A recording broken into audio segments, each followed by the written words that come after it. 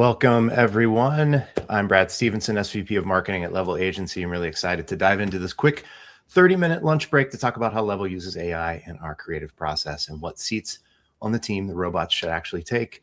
We're joined here today by two senior leaders of our creative team, Carly and Mike. I'm going to ask Evan, who is our backstage wizard, to drop their bios into the chat so that way we can keep moving here. But so please take a look at their extensive experience. Really excited to have you both here today. So thanks for joining. Happy to be here. Yeah, same. So there have been a lot of stories about how creative teams have generated full commercial spots using only AI. Mike, I know you and I have talked a lot about a story about how a team created a full video in one day on a train. These are gimmicks. These are media stunts. They're usually funded by AI companies. I know that the three of us could get 15 artists and engineers and copywriters together and create a spot in a day. I'm sure we could do it. I don't know that being on a train would make any difference, but we could do it for sure. We're here to talk about how an actual process that incorporates AI in ways that keep human taste, judgment, and emotional resonance in the work truly produce work that is more efficient, yes, but also most importantly, more resonant with your customers and prospective customers and perform in the market. So we're going to get right into it and talk about where AI actually belongs in the creative process. So Mike, start with you. Would you start by kind of walking us through how Level's team is actually using AI right now? Yeah, first we all get on a train together. And then we, no, actually it's funny enough. Unsurprisingly, we don't have one way that we're using AI. And I think if you talk to any artist and you say, how are you using that paint color, or how are you using Photoshop, you'll get a dozen different answers, because the creative process, and we have over 30 creative professionals, writers and video editors and designers. The creative process is messy, it's divergent, it's iterative. And there's no one tool. Like, AI is not the process. It is a tool within our process. And so you'll see that in pre-work and in pre-production and discovery. You'll see that in brainstorming sessions. You'll see that in the actual production and iterative work that comes out of it. And so, yeah, it's a very involved process that we kind of, each designer or writer uses it in a different way. And I like to use it personally when I am doing a lot of discovery and pre-work. So it's helpful for analyzing data and performance, looking for insights. It's good to bounce ideas off of, especially as we sort of build up really great, strong knowledge bases.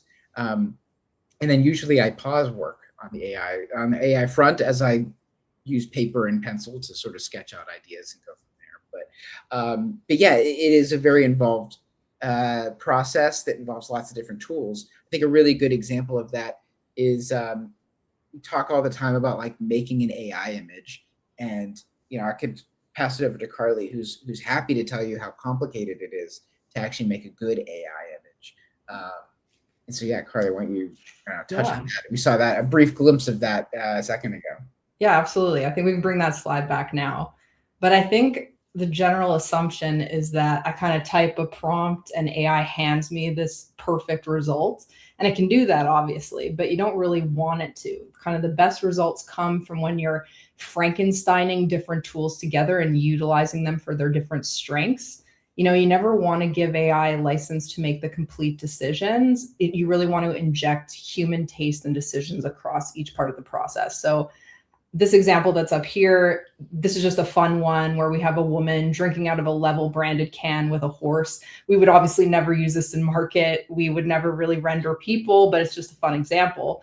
But you can see that it is kind of an extensive process. So how we would start this is we want to get that perfect can.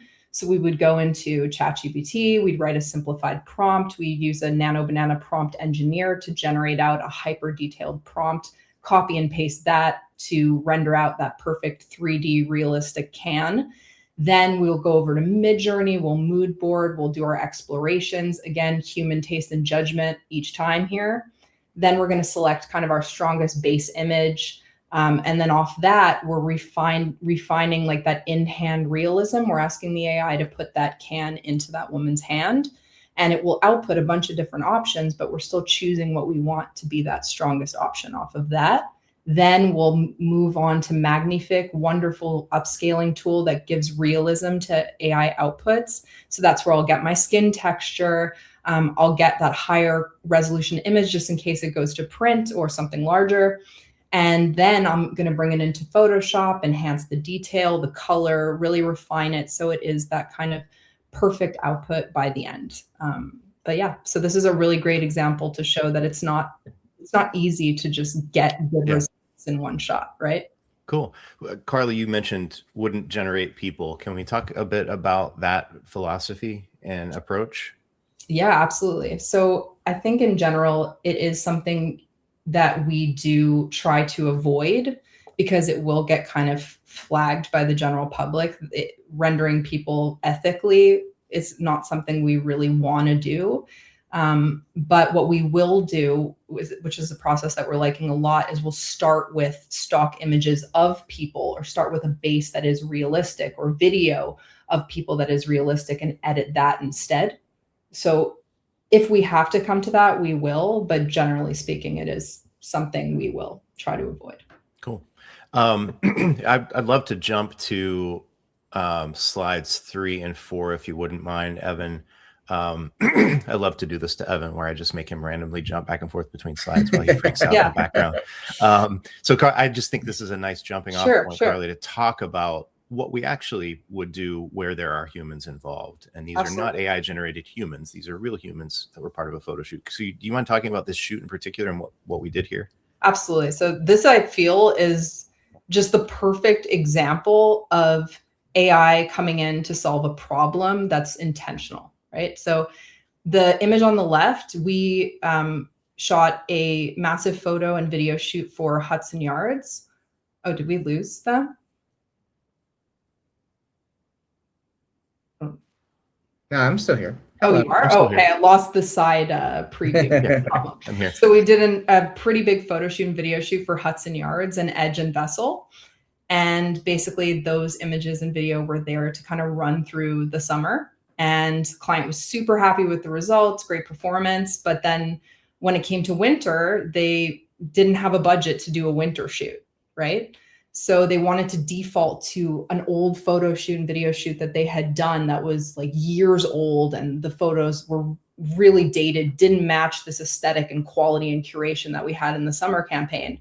So we kind of came up with this idea that we could use the same process I showed you before, with basically Frankensteining the use of different tools to take photos we hadn't selected and used in the summer campaign to basically make updates to seasonally update them for winter. So as you can see here, we've taken this existing image and we've updated the outfits to a winter outfit, the tone, the lighting, the shadowing, and also updated the ice cream cones to Edge branded cups.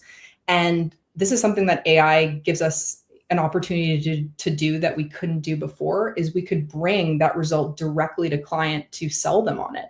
And they were absolutely over the moon with the results. One thing I also want to mention, the photographer was recompensated once we went forward with this. So were the models. It's very important to us as well that we are acknowledging traditional artists and supporting them where we can. We don't want to just shortcut for the sake of it. It's really important that we, do what we can to advocate for them. And it's still, you don't lose efficiency. You save on costs because you're not paying as much as you would with like reshooting the thing. Exactly. You don't have all the people who have to travel and take their time away. So like, you're still saving significantly. It's just, doing the right thing. And one thing I want to mention too, like I said before, this was not easy to do. It might look like it was like we just put it in again to ChatGPT and just asked it to make that swap. But each person in this image was screenshotted individually. Outfit was swapped individually, refined in Photoshop. Not when we pitched a client, we did it rough, but for the actual final output, it was painstakingly looked at because we did not want to get flagged that this had been AI altered in any way. So we had to really be, and it has to be right for commercial use, right? Like if you're putting your brand out there and you're putting ads out there, like you want it to be, you don't want anything to be sloppy. You know what I mean? Right. And so that's where there is a potentially, and this is the kind of work that is possible because of AI. There's things that maybe versions of this, less great versions of this, have been possible with Photoshop for a long time, but it would have taken a lot of effort, right? And a lot of airbrushing and a lot of old school tools to make something like this even remotely possible. But the difference between this and just typing in a single prompt and saying, hey, change their clothes to this, and sending it to somebody, right, is kind of the difference between a sort of pedestrian use of generative AI that you might, like, if I want to send Brad a funny joke, I might just make something really quick in Gemini and shoot it off to him. But if I want it to be an actual ad that's going to stand up to scrutiny and represent a brand, you have to put in that effort, right, and that craft. Cool. So, Mike, I know, Carly, you mentioned a little bit about, like, you know, some concepting and stuff like that. What does AI make possible in the concepting and like pre-production phase that wasn't necessarily feasible before or took a lot longer? Talk about that piece of the process. Yeah, I you know, in another life, I used to moonlight as a storyboard artist and conceptual artist. And, you know, I used to just do a lot of Procreate or hand-drawn images, right? And those were great for understanding, like, camera angles and being sort of like production storyboards. But I think that where AI is useful is I can still do that process if I wanted, but then I put those you know, hand-drawn images into an AI model, and it can make them realistic. It can, you know, give me photorealistic imagery that then can be shared with a client and help the client sort of get over the hump of, like, when you just tell them you've got an idea for a big photo shoot or a video shoot that is going to cost a lot of money, you really want them to feel comfortable and confident that you're going to be able to pull it off and that they can see your end vision. And that's where AI generated storyboarding or conceptual boarding really helps everybody sort of like have the same expectation going into a shoot.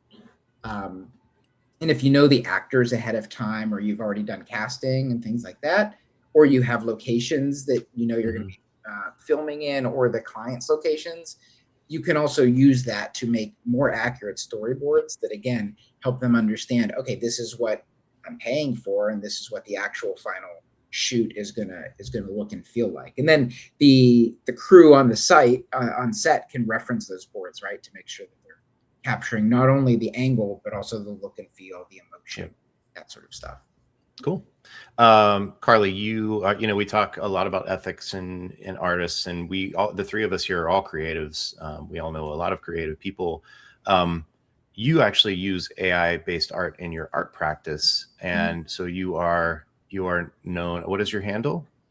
Scorpion Sorbet. Scorpion Sorbet. And you've been named one of Forbes' top female AI artists. We're showing some of your art here. I would love for you to talk a little about how that started, and as an artist, how you grapple with some of the ethical issues that we've been talking about.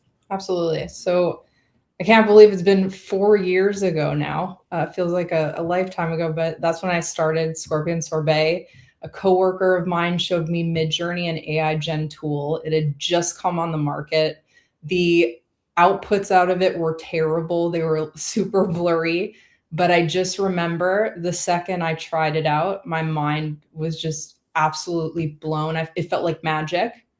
It felt like the fact that I could think about something and it would immediately appear. And that was just incredible to me. And the first thing that I rendered was a scorpion on a bowl of ice cream, which became kind of that central theme in all of my artwork, which is the juxtaposition between comfort and discomfort.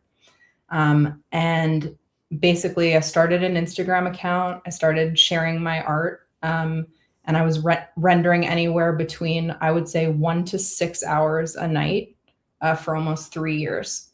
So as Midjourney started to get better, I would have to adapt my style. I would have to adapt kind of what I wanted to render, but it just blew up. Like I just was sharing from such a real, authentic place, and people really connected with it. I'm lucky enough to have been exhibited globally in Tokyo, Shanghai, Paris, London. As you said too, I was mentioned in Forbes as one of the top female AI artists, but I was flown out to YouTube in San Francisco to talk about AI and creativity. I just had amazing opportunities out of creating from a truly, authentic place. And ethically, I think, of course, I grapple with it. I was thinking about this earlier today, but I come from a family of very successful traditional artists, and they've always been supportive of what I do. But I think the way that I grapple with it or make it all right is I'm always transparent about the tools that I use. I'm always advocating for traditional artists. So like I said earlier, when we were looking at Hudson Yards, I always want to hire the videographer first. I always want to hire the photographer first, or the animator, and give them that, awareness and notoriety. But ultimately, AI is a tool. So you just have to be careful with how you're using it and make sure and ask yourself, am I using it in an honest way? And am I doing the work to make sure that I am? Yeah, I am thinking about a lot of, early 2000s, sort of like people like Girl Talk, who were like remix artists with music and things like that. And they grappled with, it wasn't exactly the same at all, but it was similar in terms of like they were using a ton of different artists' works without compensation. And they were creating something wholly new from that. So it's an interesting moment from an artistic perspective. Yes. Carly, kind of jumping off that into sort of the AI aesthetic issues, because your work is really beautiful and the Hudson Yards work is really beautiful. AI was involved in that. It didn't generate it. Even the image you showed us of how you optimized the image of the woman with the can ultimately got to a place that I think is very beautiful because there was a human designer involved in getting to that aesthetic. We're in a world now where real work, like that woman with the can, somebody could look at that and think that's a real photo of a woman that's been maybe adjusted a bit in Photoshop, but real work sometimes now gets flagged by people as AI. So what does that mean for how brands should be thinking about their creative output? I think that it means that the general public, including all your audiences, they really know what an AI generated output looks like, and it doesn't matter how good the tools are. So you need to be very wary of end-to-end outputs. You never want to just put a prompt into an image generator and then send to market whatever that output is. That is super dangerous, because when an image, and here's some examples that we put together of kind of some good examples of slop, I would say, is if the image is too flawless, it's too perfect. It's not just that they think it looks like AI, it makes people feel like you're tricking them. And that's something you really want to avoid. You don't want to come across like, we don't care enough to put a quality result in front of you. And it's not to say that everything that comes out of AI looks like slop. But when you take the shortcuts and you don't have that extra care and consideration, it might end up kind of in that place. So it's just important to, as I said earlier, inject human taste, decision when you are using these tools to avoid this kind of aesthetic. Yeah, I see the farmer's market. That one, yeah, everywhere with posters. All kinds of it's all over the place. Yeah, flyers and everything. Yeah. Sorry, go ahead, Mike. I was going to say it's our job as marketers, right? To we've always talked about how our job is to build trust, right, with an audience, to inspire action, right? Like you're trying to, as a brand, you're trying to get them to trust your product, believe in whatever it is, whether you're a school or you're selling a thing or you're selling a SaaS product or whatever it is. There's a trust factor there that you're trying to, if I'm going to, participate in this exchange of like, okay, now I'm going to give you money for the thing that I think I'm going to get in return, whether it's a service or a product, there's like an inherent trust there, right? And if folks, if the product doesn't feel like it's being represented in a real way, if there is, if the product is doing things that feel impossible, I find this a lot with like, I feel like car commercials were like very early adopters of AI. And it's like, yeah, the car doesn't look like that in real life, or the car can't do, you're not showing me actually like it doing a thing it'll actually do. And so I don't know that I guess I got to go and look at it in real life now, because it's not, what I'm seeing isn't exactly right. And I think that we are very smart as humans, that we understand and we can sense the uncanny valley and that something's off, right? And there's like receptors in our brains that start to pick up, and we distrust things that don't feel real. And you're seeing that when there's starting to be a little bit of research now, and performance research of saying, like, pitting AI generated ads against human made ads. And it's still early days, but there are some leading factors that are saying that, that human made ads are getting a little bit better performance than just fully generated AI ones. And I think that part of that is because we can sniff it out as just humans. Like, we know that something isn't right.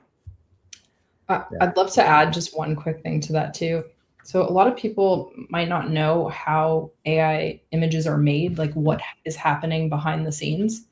And generally when an AI image is created, it's kind of starting from random noise and denoising until that image kind of appears from that data bank associated to whatever you've prompted.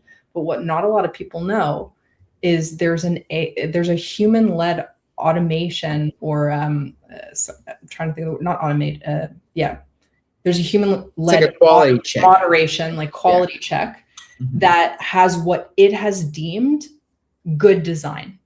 So that's why you can't kind of put your finger on, when you see slop like this, it's all different categories in front of you right now. I could argue that all of these look completely different from each other, but there's just that thing, and you can't quite put your finger on what it is. And what it is it's great that we have, these moderators in place to make sure design is good, or make sure nothing crazy comes out of your prompt, right? But at the end of the day, it's going to default to being safe and feeling kind of mid. So that's why, again, it's so important to push beyond that, because it's going to default there. Right? Yeah. And we've talked about some categories where AI creative can work. I always come back to like the perfume or cologne ads. Those things have looked weird since the dawn of perfumes and colognes. Like, they've just looked weird. And so I think the human eye is used to like a bottle of perfume sitting on a beach with like weird, atmospheric stuff going on behind it. And like, that's a category where like, okay, that might work because you have a specific product, you have a bottle of perfume, and then you've got all this stuff going on around it, and then a voiceover or whatever. There are risky ones though. Should we talk like what are the riskier ones versus where it's like safer? I mean, to me, the riskiest ones tend to be, I mean, we've talked a little bit about human generation, right? But like, there's those sorts of things. There are, I think, anything that involves, interacting, like people interacting with a thing in a realistic setting. I think that when you start to get, when AI starts to be and can be used for special effects, to me, that's great, right? Like it's another type of special effect that if maybe would have been done in After Effects, or would have been done in a 3D tool like a Blender or something like that. And now it speeds up that process, makes that process a little bit more efficient. I don't know, Carly, I'm curious if you have other ones. I think it's pretty straightforward on the human side. I'd even go as far as don't render copy. Don't render text on top of images as well. I think that's a risky move, and it's not that it's going to get it wrong or make a mistake in the grammar or whatever. It's the fact that that's another kind of trigger or note to your audience that something's made with AI, because it's going to default to a certain layout in where it's going to place your copy, or what kind of, and you're just not going to get brand accuracy, like if you're starting in that way. Yeah. Wanted to jump a little bit into the leadership aspect of things. I mentioned news stories about teams on trains making commercials. There are a lot of misconceptions about what AI should and shouldn't be used for, or can and can't be used for. Let's talk a little bit about how you as creative leaders would love for other marketing leaders to think about the role of AI in the creative process. And kind of first question here is, there is a perception of resistance and resisting AI adoption, and or that creative teams that are resisting it are just being resistant for the sake of it. What do you think is actually going on in those spaces where creatives are saying, hold on, let's take a step back. Let's think about how we're using this. I think that it is absolutely normal for people to be resistant, because I think there is a lot of fear around AI, understandably, and it might not be coming from the companies that they're working for, but it's all the media they interact with. It's all the social media that they're a part of. And all of that narrative is saying AI is coming for your job, or AI is going to replace this and that, or it's going to, integrate itself here. So I think it's about being humans to the fact that there's that aspect, but also you have to understand you have people in advertising that have been in it for 5, 10, 15, 20 years doing something a certain way and have become experts in their field at doing it that way. Imagine how jarring it is to have tools introduced that you basically have to unlearn like Mike was saying before, he's a storyboard artist and now he has a tool that's completely doing that for him. And lucky for us, we lean into these tools. We're excited about these tools and that new possibilities. But I think that change can be really overwhelming for a lot of people. Yeah. So I think that's part of what's happening for sure. Yeah. I think, one interesting thing, just a second ago, there was a slide up that Evan had that said 83% of ad executives say their company has used AI in the creative process. This is up from 60% just 2 years ago.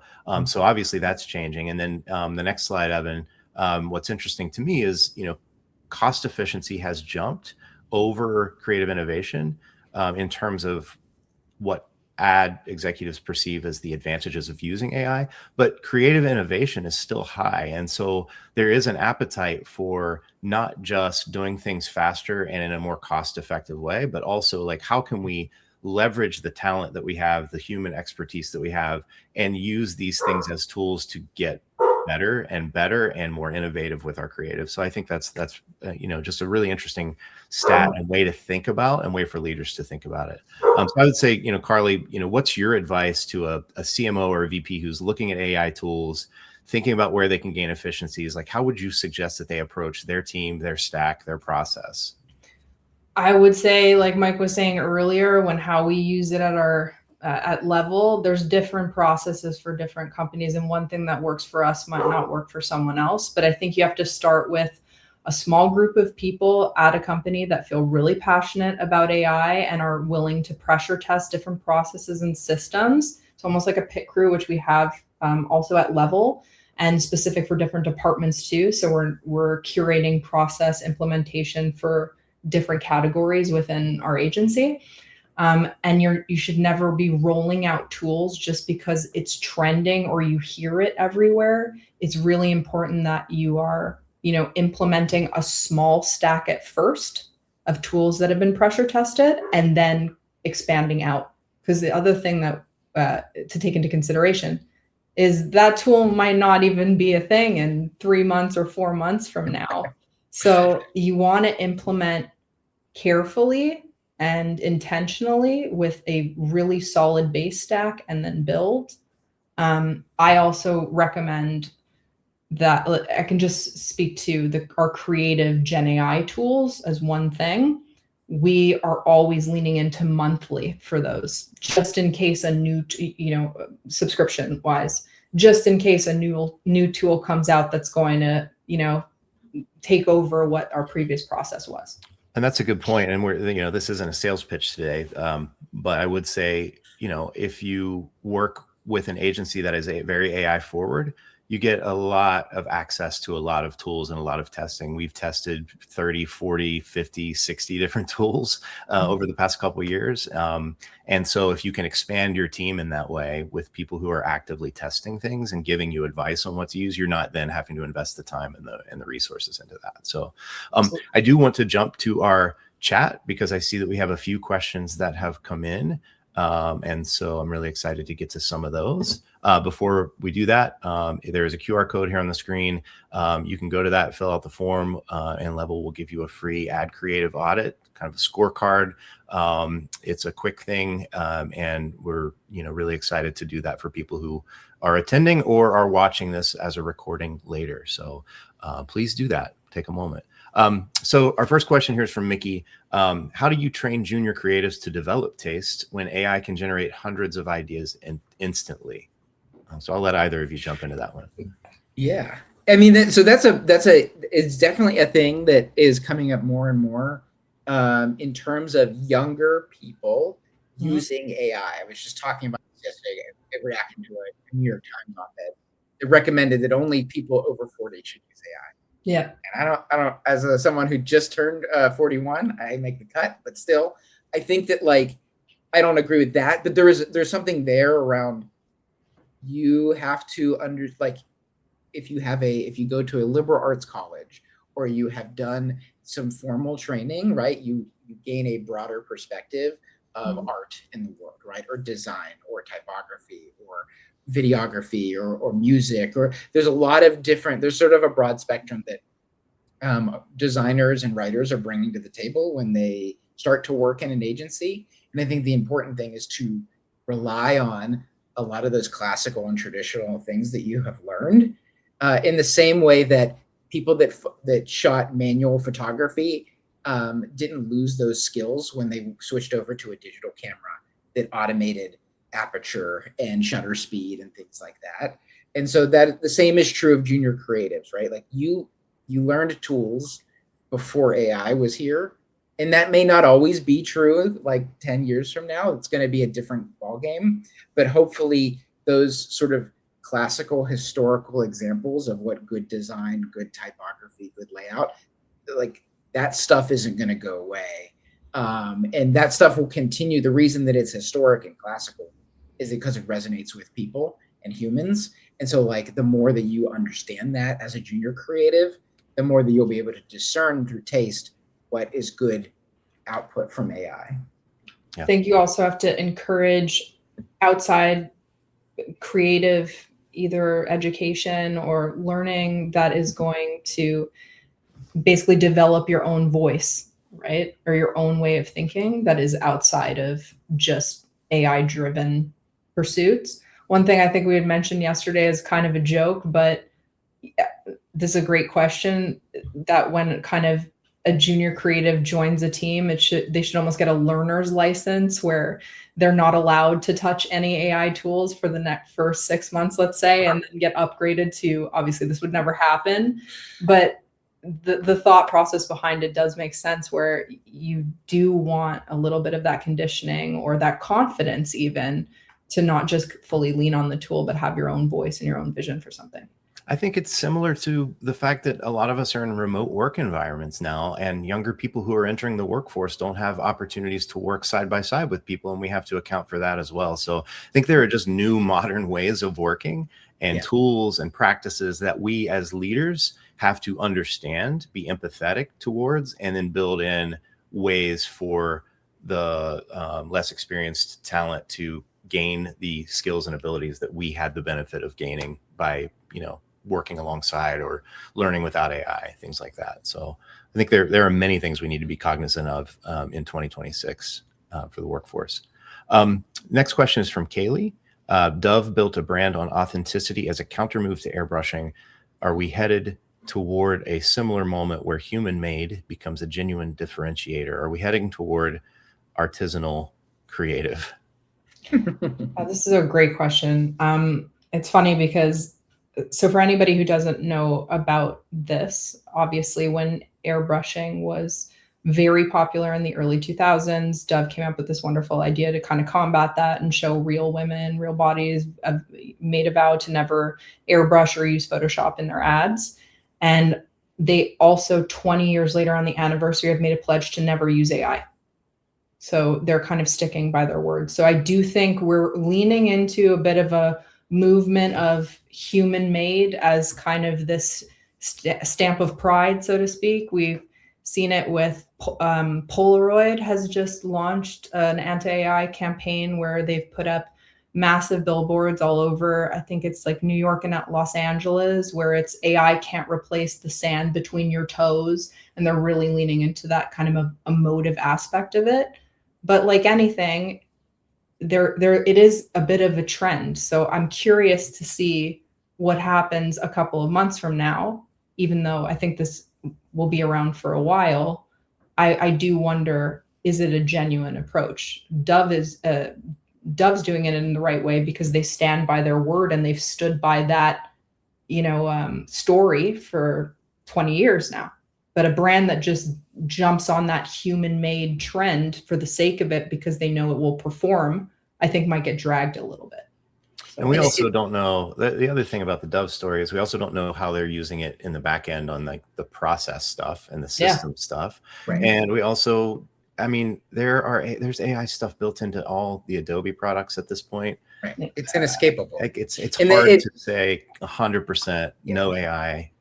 But I think that's the difference is what the root thing that people are reacting to is the finished product. Right? And so I don't know how much people care about. I mean, there are some people that legitimately are like, don't touch AI at all, right? Because the big data center is building a block for me and it's very loud. Legitimate concern.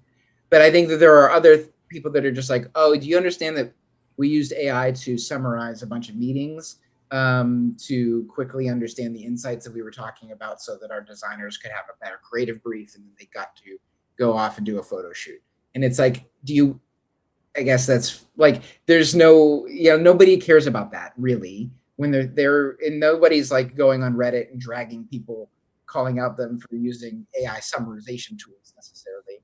They're reacting to the ad, right? They're reacting to the finished product. And as long as the finished product feels legitimate and builds trust, that's what people really care about. And I think that everybody is sort of reacting negatively to stuff that is obviously AI because they feel lied to. And you don't want to be a brand that is now being like dragged on platforms, right? Or like the comments to your ads are like, this is generated, it's like that's a risky move if you aren't careful about your approach to things. The interesting question from Sydney here. Have you had to build AI guidelines in any style guides or brand guides for any clients yet? And what do you consider when building those guidelines for people of different artistic abilities? Have we encountered this yet for clients?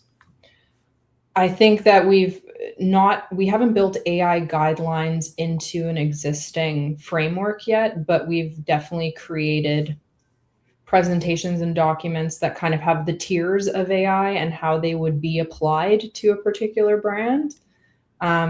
And again, that kind of leans itself into that transparency where you're really breaking down and getting the approval at each stage of that. But no, I don't think that we've built AI guidelines into an existing brand yet. That's a really interesting question. Yeah, it is a part of our contracts with clients, right? Yep. We do talk about it. There are some clients that do not want anything generative in their spots, and that's something that we always keep in mind when we're working, right? It's like this, this client is some clients want us to, and they legitimately want to test it in the market. And so, yes, when we're starting a partnership with new clients, that's always a conversation that I think comes up during the pitch and during sort of the. It's an interesting segue to a question from Jasmine in chat, who says, I currently work in an agency designing creative, and using AI in the work is fairly controversial to some clients. One of our core values at Level is, and nice call out on our values, Jasmine. One of our core values is being driven by truth. And so that means a commitment to honesty and transparency. So the question is, how would we approach a situation where an AI adverse client asks whether AI was used in the work they hired an agency to do, knowing you could lose the client or their respect and trust by admitting? I'm going to start by answering this. Like we would never not come out with, like Mike mentioned, we have it in our contracts. We talk about it all the time. We would never try to hide the fact that we use AI in our work. And so it's a really good question, but we come at it from a place of full transparency.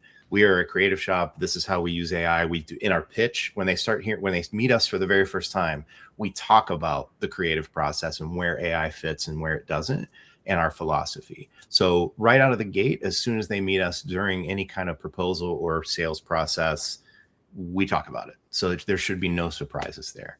We would never try to hide that. I don't know if Mike and Carly, you have additions to that or moments where that has come up at all. No, I mean, I definitely use it as like for those storyboarding moments or conceptual moments, like it's always a tag at the bottom of the slide, for example, that says like, I made this in AI. Like, you know, one thing that is helpful is to telling them, you know, especially if it's an early on thing, like if it's brainstorming or conceptual stuff or pitching, it's helpful to actually be upfront so that folks know where to get feedback, so that they're not spending too much time giving feedback on an AI generated thing, and they're actually giving more feedback on the concept itself and the actual core of the message or whatever it may be. So yeah, the transparency can help to sort of get the lens right, to get the focus right as to what we want people to actually pay attention to for getting feedback or sharing work with a client. Cool. We have one last question we can get to today here from Kuriel, and I hope I said your name correctly. TWDA did a full-on McDonald's AI ad for the holidays, got backlash. Coca-Cola has been experimenting. They've gotten some backlash, but they keep moving forward. Is there more leeway and acceptance from brands that typically make animated ads that now turn to AI versus brands that use live action, from your perspective? Well, I think that in general, for AI video tools or animation tools, the realism for characters with AI tools is so much stronger that I think there is a bit more leeway or want to generate characters or animations with AI, because it feels like more acceptable than trying to strive for realism. So maybe that's why that's happening, but I think the Polar Express got us all used to creepy looking people in animation. yeah. And it looked done on a train. So that's right. It all comes back. It's full circle back to the well, thanks everyone. Thanks Carly. Thanks Mike. Thanks for being here today. Really appreciate the time. Thanks everyone who joined. A reminder, please hit the QR code. I know that Jarrett dropped it in the chat as well, the link. Go sign up. We'll be in touch to do a full creative audit for you. And yeah, we really appreciate the time. Please check out our events page. It's level.agency/level-events, where we will post, we have our previous virtual insider sessions that you can watch on demand. We did one with Google, one with Reddit, one with Profound AI visibility tool. You can see where we're going to be live as well, and come meet up with us if you're going to be there. And yeah, just reach out if you have any questions. We're always here for you. So thanks, Mike. Thanks, Carly. Thanks, everybody. Appreciate it. Thanks, guys. Take care. Bye. Bye.